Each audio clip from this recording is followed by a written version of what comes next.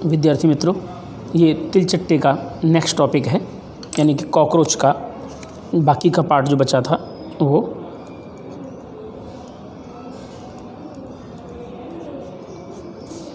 तिलचट्टे का परिसंचरण तंत्र, सर्कुलेटरी सिस्टम ऑफ कॉकरोच। यहाँ पर ये परिसंचरण तंत्र खुला प्रकार का होता है, जैसा कि खुला और बंद के बारे में पहले बता चुके हैं। रुधिर वाहिनियाँ अनुपस्थित होती हैं, यानी कि धमनी शिराएँ नहीं होती, केवल धमनी होती हैं जो रुधिर को केवल पात्र में लाती हैं।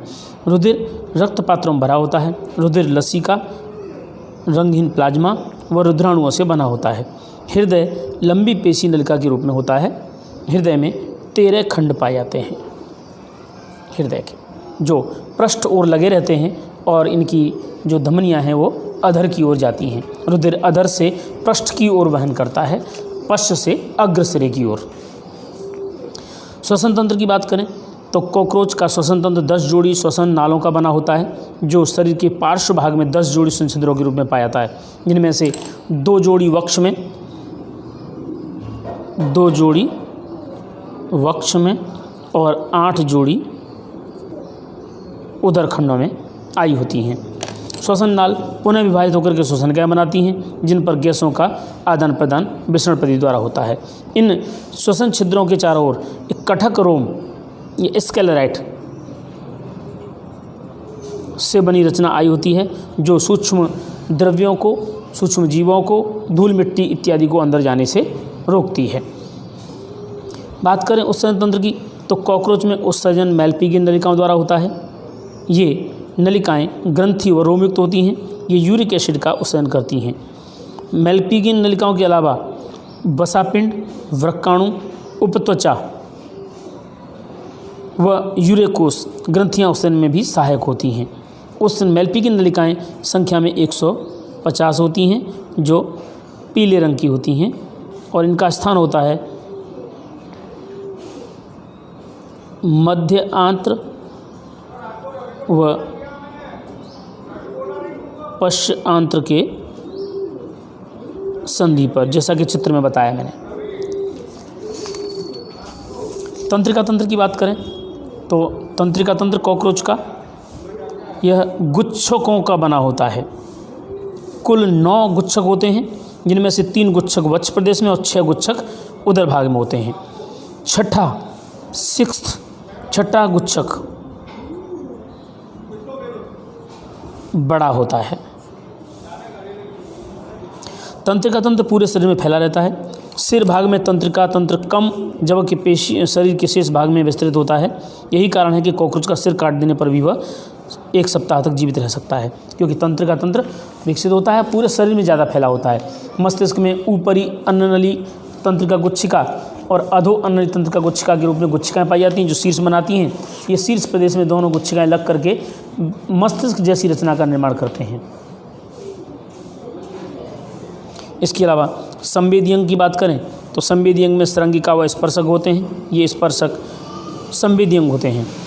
संयुक्त नेत्र, ये 1 जोड़ी होते हैं। प्रत्येक संयुक्त नेत्र में 2000 तक षटकोणीय नेत्रांशक होते हैं, जालाकार लेंस के जैसे रचनाएं पाई जाती हैं।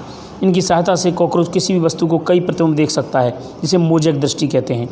और मैक्सिलरी स्पेशक भी पाए जाते हैं, ये स्वादग्राही होते हैं। इसके अलावा गुदिलुम, ये ध्वनि संवेदी होते हैं।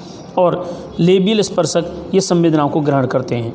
इस प्रकार से संवेदनाओं को ग्रहण करने के लिए इनके अंदर सेंस ऑर्गन पाए जाते हैं, यानी कहेंगे संवेदी अंग पाए जाते हैं।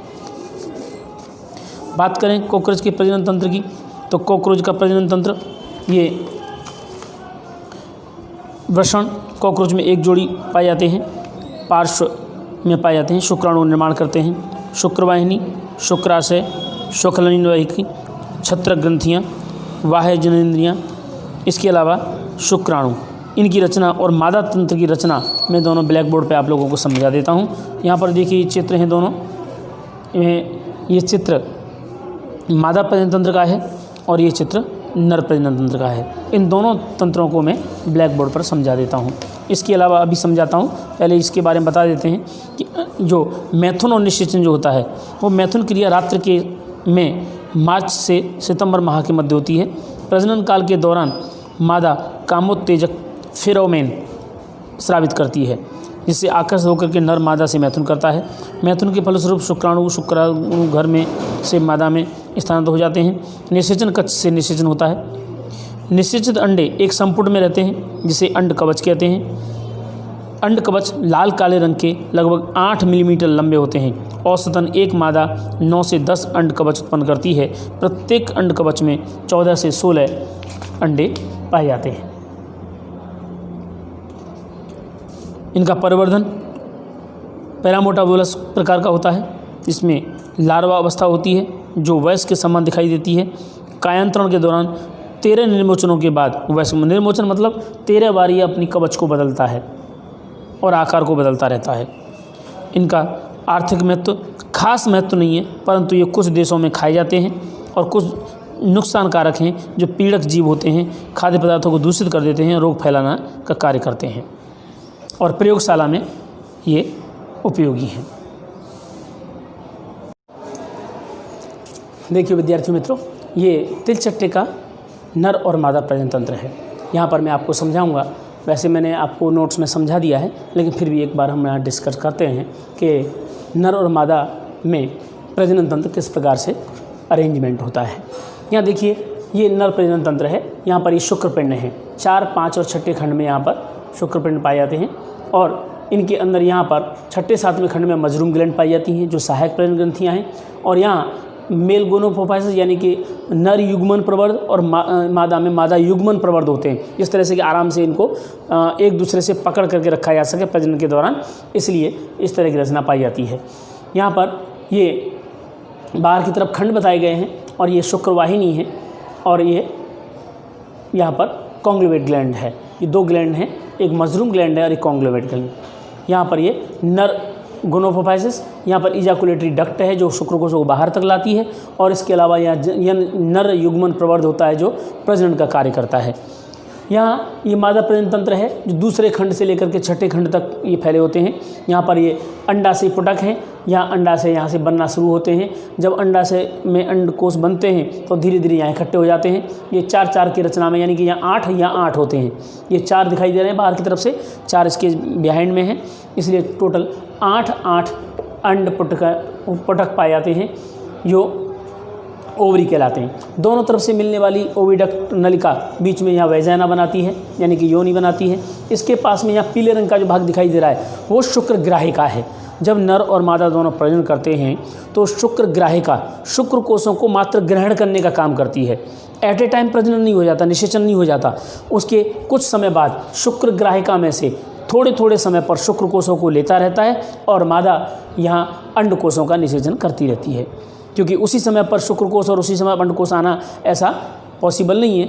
अंडकोश जब आते हैं यहाँ से एक करके अंडकोश आते जाते हैं और यहाँ पर आकर के इकट्ठे हो जाते हैं। जब ये 12 से 16 के रूप में इकट्ठे हो जाते हैं तो ये शुक्रकोश यहाँ से आते हैं और पूरे के पूरे कोकून के अंदर अंडकोश निषेचन करते हैं और चारों तरफ से ढक लिए जाते हैं। जब ढक लिए जाते हैं तो उसे कोकून कहते हैं और ये बाद में शरीर से बाहर त्याग दिया जाता है।